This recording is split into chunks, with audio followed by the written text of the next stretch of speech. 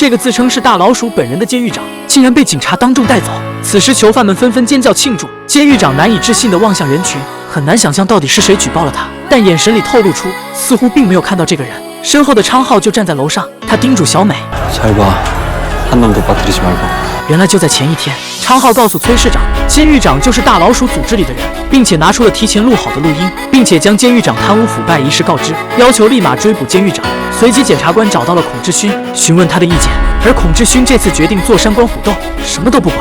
随后就出现了开头的那一幕，检察官带着大批警察来到监狱，并且证据确凿地带走了监狱长。此时的他到现在都不知道是谁出卖了自己。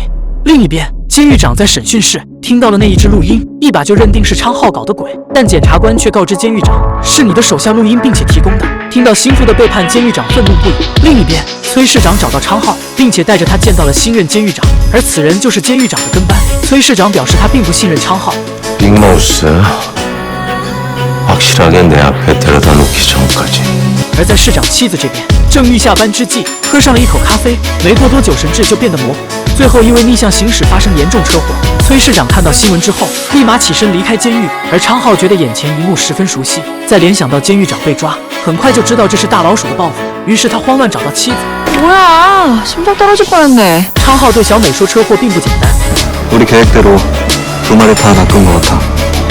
빅마우스랑 최도화 시장。原来小美之前抽取停尸房血液时，意外发现检验结果被调包了，死者本该是阴性 B 型血液，报告上确实阳性 B 型血液。正好那天崔市长也现身医院救下小美，昌浩便猜到了这一切或许是崔市长搞的鬼，所以他故意将监狱长是大老鼠成员的事告知崔市长并抓起来，目的就是让大老鼠对崔市长报复，这就是他一石二鸟的计划。 빅마우스가 정체를 나타낼까? 안 나타날 수 없을 거야. 최도화를 치려면 내가 꼭 필요할 테니까. 나타나면 잡아야지. 최도화 모가지도 날리고.